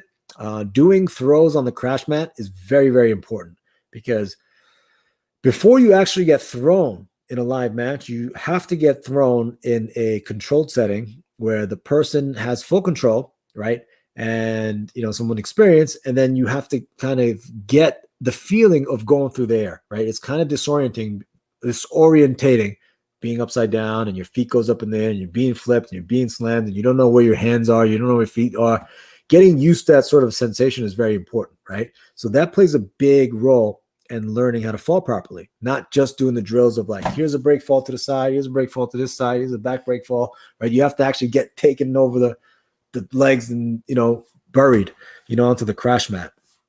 So that's definitely one. Doing controlled randori, that's two. And I think if you do those things, it can be relatively safe. I also ban certain techniques for certain ranks. If you're like a green and under, you can't do any drop attacks. You can't do any drop sanagis. You can't do any of that. I ban Tani Atoshi. That's another dangerous one. Black belt versus black belt. Yeah, go do it. God bless you guys. You probably should know how to defend those things, and you guys know the risks, and you guys probably have enough experience to be able to defend those things, right? And I sort of preach the position above all else, right? Advantage position above all else. So they should be able to, keep themselves protected from these dangerous attacks. But that's how I would really minimize injuries, sort of banning certain techniques at certain levels, doing proper nagekomi and proper drills. And also, what was the last one? Losing my train of thought. Oh, not letting beginners go live. I think jiu-jitsu is a lot more safe because it's on the ground, right? Now, all of a sudden, you don't have gravity, right? Gravity plus acceleration of force, because I'm putting you into the ground, I lose my balance. I was going to put you on your shoulders, but I slip and now you land on your head. Those things are really dangerous, right? So Abe versus Maruyama. Who is taking it? Man, that's a tricky one. I'm going to say Maruyama on that one. Actually, I don't know. It's too tricky. Yeah, I don't know. I made a video about it earlier. You guys go check that out. Do I have any back injuries or knee injuries? Yes, I have both. All right. I tore my MCL on the right knee. I tore my articulate cartilage and meniscus in my left knee. I blew out my back like many, many times. I used to deadlift heavy, right? I deadlifted 565, not to brag. And my dream was to get to the 600 mark. But I tweaked my back many times over, and now I'm like not even going for it anymore. I just kind of don't see the point of trying to lift heavy. I do have back pain. I have a bone fusion in my right ankle, which causes a lot of imbalance, which makes me, not capable of squatting heavy because I have such limited mobility in my ankle that it affects my knee and my back. So I have a slew of stuff, little nagging injuries that are kind of hold me back, but I'm able to work around them all the time.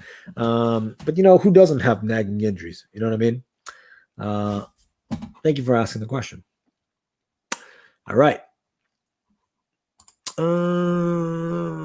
Different rules, different fighting sets, self-defense, judo or BJJ.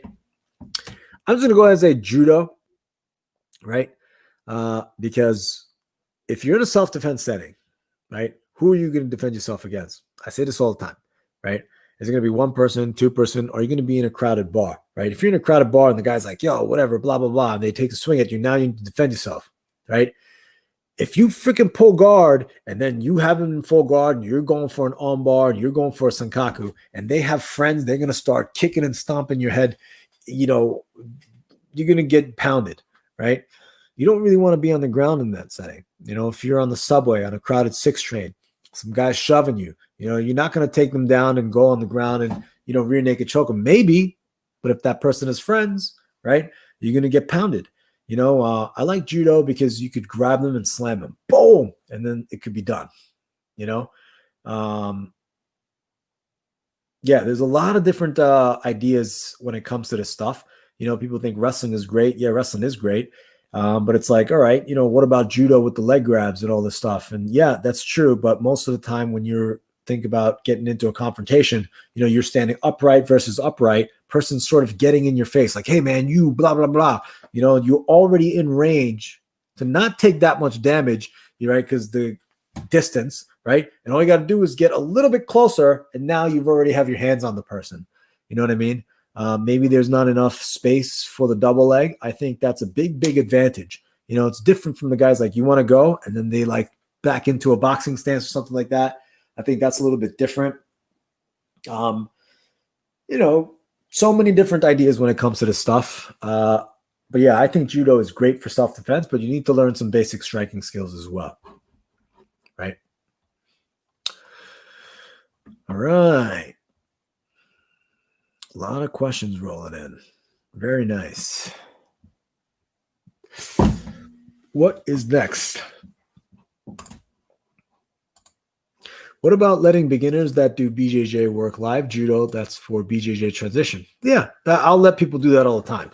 I know I said I don't let beginners go live, but it's by case basis, right? If a young kid, 20 years old, done BJJ before, and they know what it's like rolling live on their feet, I'll say, yeah, sure. You know, stay on the mat. And it's by invitation for us, right? So it's like we have a 7 to 8, 8 to 9 situation. 7 to 8 is beginners, intermediates, drills and skills. 8 p.m. comes, go home. And then 8 to 9 is all live for the high level guys. I say high level, but it's mostly like live rolls. And then if you're in the 7 to 8, you know, and if you show some aptitude and if you're capable of it, I'll invite them like, hey, why don't you stick around and do some live rounds, right? So definitely. Thank you, James. Thank you, James. What if you want to de-escalate a fight? Are BJJ and judo equally useful? I mean, de-escalating a fight, you know, I think the verbal stuff is more important, right? Just showing them like, hey, look, I don't want any problems here, right? I think that's really important. If it's one-to-one, I think judo, you know, you end up slamming the person, you end up hurting them too, right? But for instance, like if you can arm drag the person, take the person's back, bring him down to the ground, and then you could, you know, seatbelt grip like in BJJ, like judo, you're not going to look to just stay and control the person there because you're looking to always submit, pin, you know, time's ticking down, 1, 2, 3, 4, 5, they put you back up to your feet, right? So jiu-jitsu, just slowing it down and just keeping them down, I think might be a little bit more useful. That's a very good question, Richard. I wish I had a better answer for that. Thank you for the great content. You're very welcome. Thank you for being a part of this. What did you place in state in high school wrestling? Did you wrestle in college? I took 4th at New York States in high school when all the New York States was like a big school and small schools were together. So I'm like the overall, I was all state. And then in college, I wrestled in college. I wrestled Division III, but there was also state championships and I took 4th in that as well. I wasn't the best wrestler back in the day. I did a lot of judo. I did a lot of wrestling for cross-training to be good at judo. It was a great time in my life. I really, really enjoyed it. Yeah, wrestled in college. I took 2nd at conferences or something like that. I took a 2nd and a 3rd in conferences. Yeah, great times. All right, let's see. Am I too late to do it? The answer is no. You go rewatch this thing because I already you could rewatch the early part of this because I went into depth about that. You're never too late to start, right? What are the judo train process for grade school kids in Japan? I don't really know because I didn't grow up doing judo in Japan. I grew up doing judo here. I have a very proprietary thing that I do with these kids in judo. I think it's one of the most important and beautiful things that the entire world needs to hear and do. I've never seen anyone do it but me. When two kids, small kids, do live judo, it's insanely dangerous. But because they're so small, I stand by them and I grab both kids' collars by the back of their neck, right? So then if one kid gets slammed, I could catch them and then slowly bring them down to the ground. This kid is blasting this kid with a throw. I catch them and then I slowly bring them down to the ground. So they're live going. And sometimes with kids, the one lunges at each other and then they might take a massive headbutt and slam into each other and get injured. So if they're flying at the other kid, I could hold them back, right? And I have a lot of control. So that's how and it's a little bit staff intensive because, I need staff to be able to hold the kids to do these live rounds. So it's a little bit difficult, but, I think it's a great, great thing that I do. And I think everyone should start adopting it, right? All right. New York Tamiki. I like it. Tamiki Aikido is a style of Aikido that is very judo influenced. We teach Tamiki Aikido at my dojo also. So thank you, New York Tamiki, for commenting.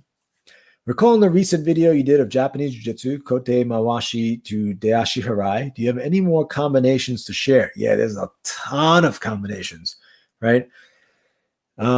Here's a good one. Since you're an Aikido guy, Gakugamayate done by Liado Machida. If you've never seen that on YouTube, you should definitely check it out. It's very rare that you see a full-blown Aikido classic move done in an MMA setting. You should definitely go check that out. I think it's very, very cool. But a lot of these judo techniques have been, they come from Japanese jiu-jitsu. So they're integrated in the Japanese jiu-jitsu curriculum. There's a slew of them. There's thousands of them. I'm eventually going to want to make a couple videos about Japanese jiu-jitsu and some of the traditional techniques and, how they have modern implications. I eventually want to do that. So please stay tuned for that. All right. What are factors you should look for in a new school instructor as a beginner? All right, I already answered that question, so go rewatch this, please. And then best 3 throws for a street fight. Tough to say. Osoto's always good, Element of surprise, right? What should I look for when choosing a dojo? I already covered that. Go look, rewatch the video tomorrow. Oh, man, I've already answered it like 4 times, so... Let's see. Any favorite striking art that you've trained before? I love boxing. All right. Getting a lot of repeats in here. Would my hopping and kickboxing footwork get me thrown in judo? That's a good one. I'm going to say no, because if you know how to fight for position in judo, like you have good hand position, you are very, very protected from a lot of these different things. Like, they say never cross your feet when you're doing grappling. You can't cross your feet. Right? I cross my feet all the time, especially if you're in good hand position. Like if you know how to keep your balance, then it shouldn't be a problem. But if you're losing in position and you're hopping around, you're going to get launched, right? So could you briefly discuss Aikido curriculum at your dojo and whether it's intended more to supplement judo or intended to be its own curriculum? The Aikido curriculum in my dojo is intended to be its own curriculum. We have a Tamiki Aikido system. We have a very basic 1 to 17 Kihon technique system. We have variations from each thing. A lot of it is form-based, but we do also have a combative drill side of training knife techniques. And we do like a Toshu situation where it's almost like a live Greco-Roman wrestling situation with wrist locks. It's very cool. It's very unique. We did have a very, very strong, thriving Tamiki Aikido community within the dojo for a very long time. But obviously with COVID, everything's dead. So that really sucks. Hopefully, we bring it back. There are still some diehard Aikido people at my dojo. There's probably a group of 10 of them that they meet regularly. My father teaches that class, so I'm not really too involved there, but eventually I'm going to be. And hopefully I know enough to keep the thing going. Yeah, come by, check it out.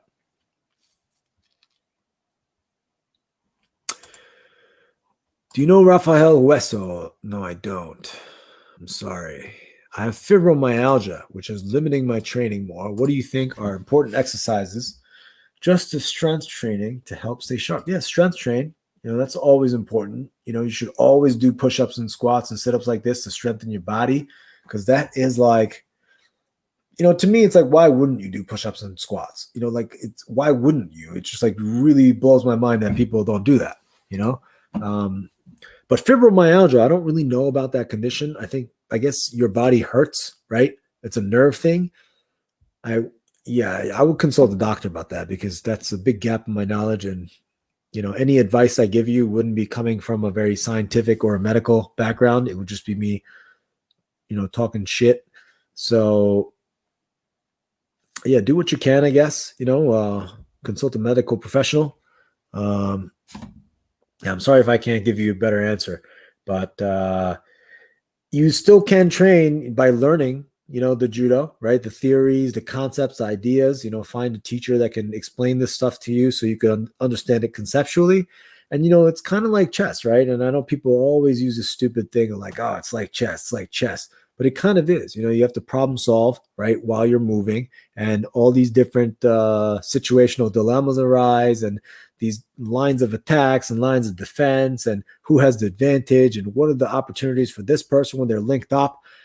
All these different ideas, right, that can be interesting from, a third person perspective. Like when I watch judo at my dojo, when I care about somebody, that's so interesting to me, especially when I see the progression of a green belt to a brown belt, and they learn this and they're trying that, and I know they're trying that, or I know they've been training this.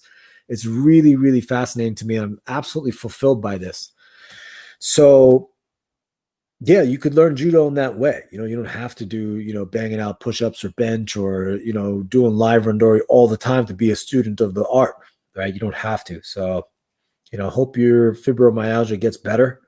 I don't know if it's a curable condition, but best of luck to you. Best of luck to you. Do you have any left-handed coaches to help us left-handed judokas? Not really, because right versus left, whatever I do against lefties, right, I could just teach that, right? And then they could just do it, kind of. I don't think you need specific left-handed coaches. You just need enough lefties in the room, I think, to train with the righties. And then so like, you want to be able to structure your randori rounds. If you're doing 10 rounds in a night, right, 10 rounds of live rolls, I want to be able to do like 5 righties, 5 lefties. And, this is a common thing. Like you go to an international training camp, there's a lot more lefties available than you're at your local American dojo, right? So then you could be like, all right, this is a great opportunity to sharpen my skill against lefties. I'm going to do 7 rounds with lefties and then 3 rounds with righties. Sometimes you don't have the luxury of knowing whether they're right side or left sided. So you like standing on the sidelines like, hey, that guy's left. I got to grab that guy. That guy's right. I got to grab that guy. That guy's bombing that other dude. I'm probably not going to go to preserve my body or whatever, right? But all that stuff is very important. And I don't have dedicated left-hand coaches, but, Sensei Eugene at my dojo, who's my cousin, he's lefty, and he definitely gives great advice, lefty versus right. You should definitely have a higher ranked person who is a lefty in the mix. But if you're teaching judo properly, I feel like there should be a nice, healthy mix of the right and left. The thing about judo is you don't have to be left-handed to do left-sided judo, or you don't have to be. You could be right-handed doing left. You could be left-handed doing right. So when people come to the dojo, what I like to do is like, hey, do you feel comfortable leading with your right leg or your left leg? Like, do you snowboard? Which leg do you lead with? Something of that nature, right? That I always sort of start with. If you teach it properly, you should have a healthy number of people evenly, right side and left side. All right. For those of us out in the boonies who tend to pull from YouTube and books, what would you recommend training-wise? I'll just watch some YouTube videos and maybe the boonies, huh? Yeah. Maybe you have another partner that's equally interested, a buddy of yours or something, and put a gi on and do it safely. I don't really recommend that either, right? Just because it could be, that's a tricky one, man. I would find maybe some sort of martial arts school to get into it, and hopefully someone in there knows a little bit of judo. hopefully, you could get them interested too. And yeah, that would be my advice. All right. I have 20 years experience, very frustrating. The last few years feeling like my body's that of a 7-year-old at times. Yeah, man. I hear you. Lots of nerve pain and fatigue. Yeah, I'm so sorry, man. That really sucks. Yeah, man. I'm sorry. Hope things get better for you. And yeah, but you could still be a student of the sport. You can still learn. Hit me up if you watch some interesting judo videos, you know what I mean? And you want to talk about it. I could definitely give you my thoughts on it. And I think that's a pretty good thing to be able to do, because I know a lot of older judo guys who are over the hump, who sort of, can't really do judo because they blew out their knee too many times. They have back problems, but they still love the sport and they can engage with the sport and they're fans of the sport. And I think there is I think there's a place for that too, right? So let me know if you're interested in chit-chatting about judo sometime on Instagram or something. And, I'm more than happy to talk shop with you, right? How good is Putin judo? It's the best I've ever seen. Putin might be watching this. Who knows? They love judo in Russia. Yeah, I never really seen him do live randori. Most of the judo that he does is in a, demonstrative way. Yeah, I'm not going to touch this one. That's too scary. Oh, man. Best cardio exercises to be able to extend overall endurance. I say like uphill sprints are the best thing on this planet for that, man. Uphill sprints because it saves my knees, right? Just doing sprints on a regular flat surface is really high impact on the knees, especially I'm heavier. I'm 200 pounds, right? But uphill sprints like 30-second goes, 45-second goes. It's some of my favorite things to be able to do. I haven't done them in a while, in a couple months. I should get back to it. But uphill sprints, man, just jog to like a sprinting place, maybe like jogs, light jog, light running, light stretching, and then, hit a hill, boom, hit it, come back down, hit it, 10 reps, call it a day. I wouldn't even say 10 reps in the beginning. I'd start off with like 5, like light, to moderate intensity sprinting uphill, and then work yourself up to it. But yeah, I think that is one of the best exercises for overall endurance. All right. As a right-handed judo player, I usually attack to the left. I thought maybe I should play as a left or staying righty better from a strategic standpoint. As a right-handed judo player, like I said before, you don't need to be right-handed to be a right-sided judo player. You don't need to be left-handed to be a left-sided judo player. Right-handedness, left-handedness doesn't really matter so much in judo, right? A lot of these movements are unnatural. If you're throwing a baseball, yes, it matters because you spent throwing something with your one hand your whole life. That sort of coordination, carries over into sport, right? If you, throw whatever it is right here, all of a sudden you're playing baseball lefty, with the left hand throwing the ball, that's not going to translate well, right? But a lot of these movements in judo are unnatural. So it doesn't really matter whether you're right-handed or left-handed, right? Yeah, so pick and choose, try both, see what feels more natural. That's an important thing to do, right? Endurance or strength, both. Do you have a favorite judo-based fighter in the MMA world? I'd say Khabib. I really like Khabib. I think he's interesting. I think he works hard. I love that his dad loves judo, and I love that he has a lot of respect for judo. I know he transferred over to wrestling and Sambo, but he has that judo style situation.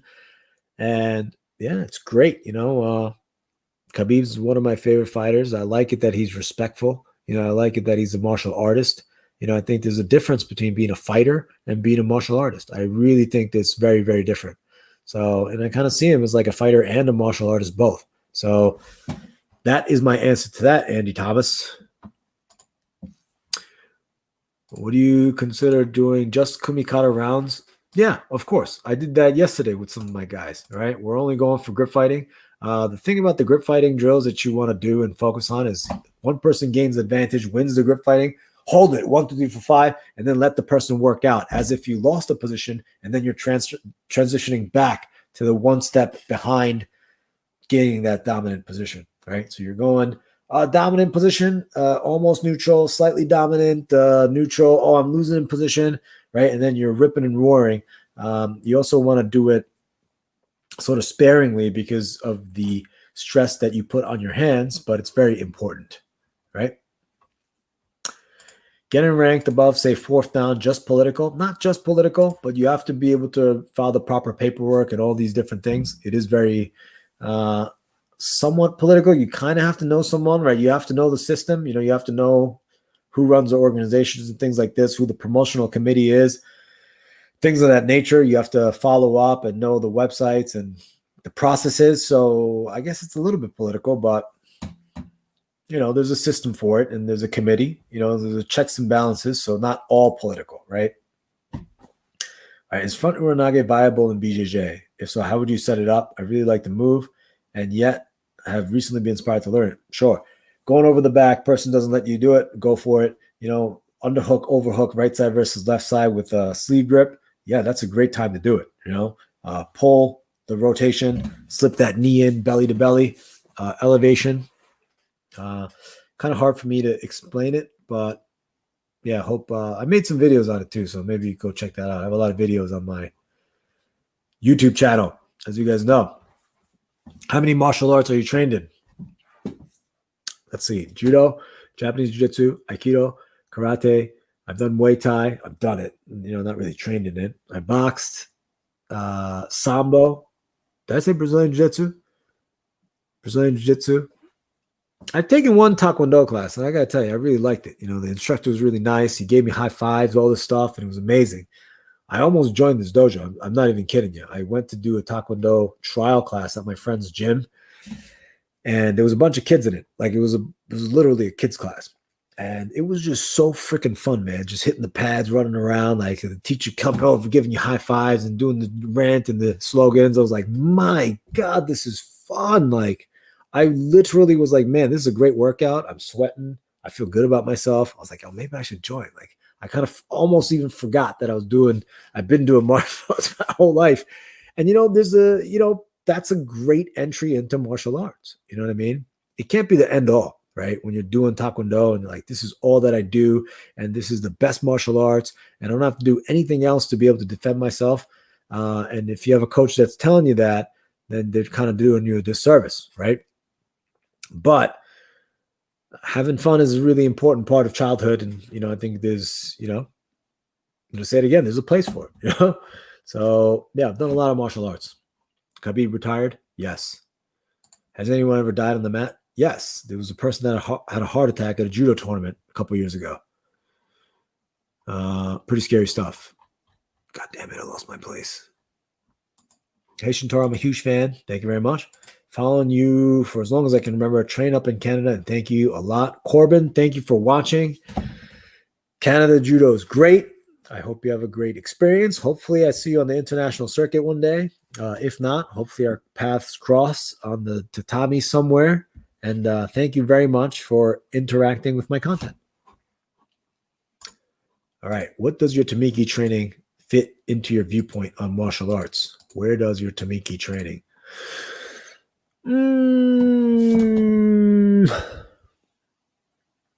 That's a good question. I don't really know how to answer that question.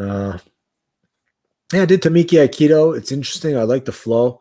I think it's necessary. Like if you're an older person who's doing martial art, Tamiki Aikido is a great place to be, right? And it's very philosophical. It's very philosophical and, conceptual, and, it's movement oriented. It's cooperative, most of it. It needs a little bit more competitive, sort of a combative thing for my liking, just because I like the competitive grappling side. But yeah, I don't know how quite to answer that question. Yeah, I'm going to pass that. Why is judo from Australia lacking in the world? I don't know. It's like there's a lot of different things, that contribute to the success of judo in a country. Having one superstar really changes the game, right? If there was an Australian Olympian super charismatic, super marketable on the Olympic front. They get commercials and they go on TV and they're dominant in the sport and they're good. A lot of people are going to follow suit and they're going to keep doing it, So I don't really know about Australian judo so much, but, Matt Takino's a judo teacher slash YouTuber slash, pumps out tons of great content online. So, I'm sure Australia is headed in the right direction. All right. It's been a very long time. 10:43. So I'm going to answer probably like a few more questions and then I'm going to call it a night. Thank you guys for sticking with me for so long and hearing me rant. I know most of my people around me are sick and tired of hearing me rant, so this is a nice avenue for me to do.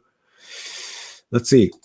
What do you do to preserve your fingers for grip fighting long term? I have friends whose fingers have had the toll taken on them because of grips.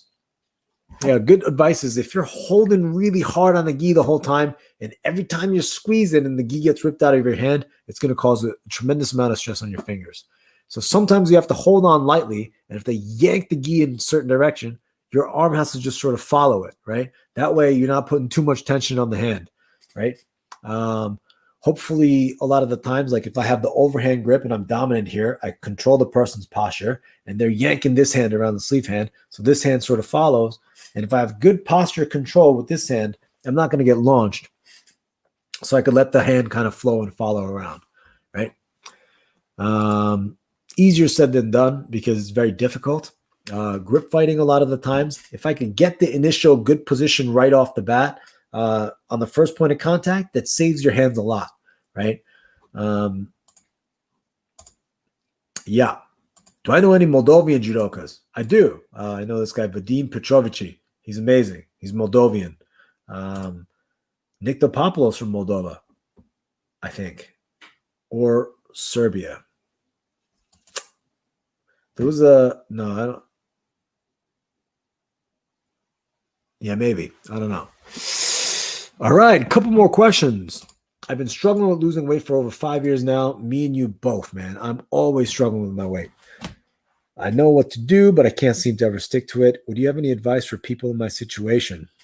I got to tell you, man, I always struggle with weight. I'm bouncing around 220 to 180, 220 to 180, 190, 180, 200, 190. Like I'm always digging around in weight. So I feel you. Sometimes I let it go. I got up to 230 before. It's not easy. I get it. Finding a right sort of not diet, but like a way to keep yourself on track is very important. And if you want to change your habit, you have to change your environment. If you have cookies in your house, all right, I'm going to eat that. If I have ice cream in the house, I'm going to eat it. So I try not to bring that stuff into the house. I try to count calories. That has worked for me, doing it sort of on a scientific thing of caloric deficit of 500 calories and actually just doing it, and making it difficult for me to cheat, right? Like deleting Seamless off my phone, not buying ice. I don't know where you live, but like I think Finnish. So probably like Sweden or something, or Finland or one of those guys. Yeah, just change your environment, man. Here's one that works for me really well, like a nice little pro tip.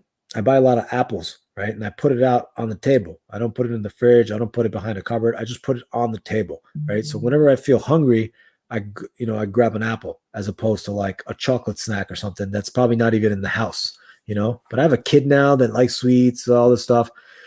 So there's always some kind of treat, but if there's an apple right there, and if I'm craving something sweet, and if I'm kind of hungry, and if an apple is not going to do it, but I still want the chocolate, I know it's just like a craving thing, right? You have to be disciplined.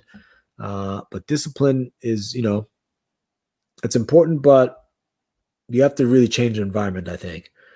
Hopefully that's helpful. It has worked for me.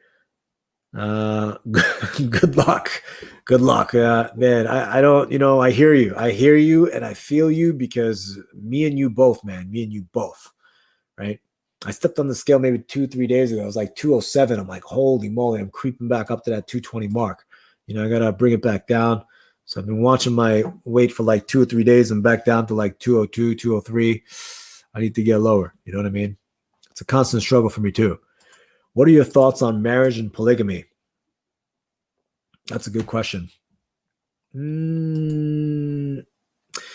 Yeah, marriage, marriage, it's a partnership, you know what I mean? I think, man, this is going to be kind of unpopular opinion. I don't even know if I should get into this right now, but most people get married for love, right? And you should, you fall in love with someone, you want to spend the rest of your life with them, and you sign up for this thing called marriage, this thing that society created.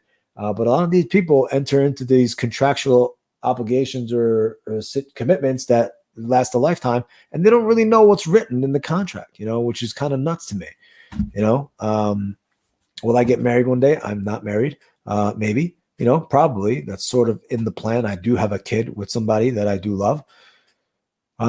Marriage, yeah, it's an interesting thing. There's tax implications and what society thinks it is and societal pressure into being married, into a certain age. And do you have to be married to have a kid? Or yeah, it's a whole bag of stuff. Polygamy,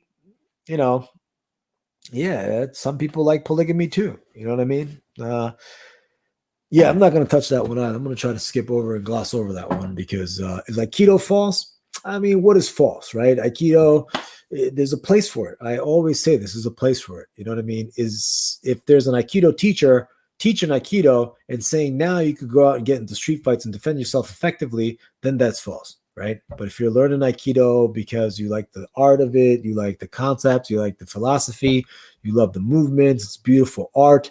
It's a martial art, martial meaning warlike. There's combative fighting elements to it. Then, yeah, it's a great thing to be able to do. Right. Tashio, you're asking some interesting, hard to answer questions. Good for you. All right. Is that a rude question? Not rude. It's okay. What's your take on freestyle or Greco parterre as a judo? Ooh, that's good. That's a good question, Christian. I love that. Parterre. That's top, bottom, freestyle Greco. I think now with the new judo rules, it's going to take off, right? I love freestyle Greco parterre. I think it's really cool. Gut wrench, reverse gut, all this stuff. Now that judo, if one person drops to a knee, but the person standing can still score and pick them up off the ground and then dump them onto their back. Like now that we're allowed to do that under the new rule sets, I think you're going to see a lot more people doing freestyle and Greco parterre because within the new rule sets of judo, it has not really techniques have not really developed from that position. Technique in that position and freestyle and Greco parterre has been developed. So this is a great example of learning from each other and then how judo guys can exploit this new rule set, this uncharted sort of territory by borrowing from freestyle Greco and another type of a grappling. So very good question. Just the fact that you're answering it, I think that you are, you're thinking at another level, man. I love that. Great job, Christian. Right? I love that. I almost became a Taekwondo guy that day. I almost did, man. I'm telling you, like there was a high five involved. There was a chant involved about being a Taekwondo guy and being proud. And my friend pulled me into his office and he's like, so, let's get you started. And I was just like, oh yeah, I literally almost signed up, man. I'm not even lying to you. The business was that tight. His pitch was that good, right? It's a real thing. What is parterre? Right. That's top bottom position in freestyle and Greco wrestling. Top bottom position. Dead on me on Instagram. If you're in the contiguous USA, then DM me and I'll send you an extra copy I have. All right. How would the movie look? The judo kid instead of the karate kid? That would be an interesting story, huh? I would probably have to star as Mr. Miyagi. I would dye my hair white. And then instead of doing, wax on, wax off, what's a good one for that? Man, I wish I was a little bit more good at improv and I could come up with something really clever and funny right now, but I can't really. That'll be good, man. I'll have my own little Daniel LaRusso. It'll be some kid from Harlem. having a rough time at school, right? Yeah, that. All right. Apart from doing more judo, what kind of conditioning would you recommend? Make sure you don't gas out during a bout. Uphill sprints, right? Do uphill sprints. Uphill to save your knees is very, very good. Should try to master one throw, even if it takes me years. I'm doing the Morote Seoinage, but it feels like I'm not progressing fast enough. If you're just doing Morote Seoinage over and over, you're sort of not doing the right thing. You have to drill Morote Seoinage over and over, but you have to look at the lines of defense and how to overcome those lines of defense. You have to look at complementing attacks like Kochi and Ochi. You have to develop those attacks that make your Seoinage better, right? Then when you fake Seoinage, you switch Kochi. Fake Seoinage, you go Ochi, right? All those different things. Very, very important. Sweep the leg. Yeah, sweep the leg. You got to sweep the leg, right? Always. All right. Been a very long time streaming. 2 hours almost, me just talking into a computer like a lunatic. If you enjoyed it, thank you. I enjoyed it greatly. I have a podcast now that comes out every Monday with Peter Yu. It's called the Shintaro Higashi Show. You can find it on iTunes, Google Podcasts, Spotify. Go check it out. What else am I doing? I'm live streaming every Tuesday now. I'm going to try to at least, for your entertainment purposes. And yeah, I got some products out there, Judo Fanatics, Ibjjf Fanatics, the Dojo.com. Go check it out. I still have the GoFundMe link somewhere if you want to contribute to my dojo because, times are tough because of the pandemic. You can definitely give there. And thank you very much for being part of this. And reach out to me anytime. I have an Instagram account. Find me on Instagram, Judo Shintaro NYC. And have a great night.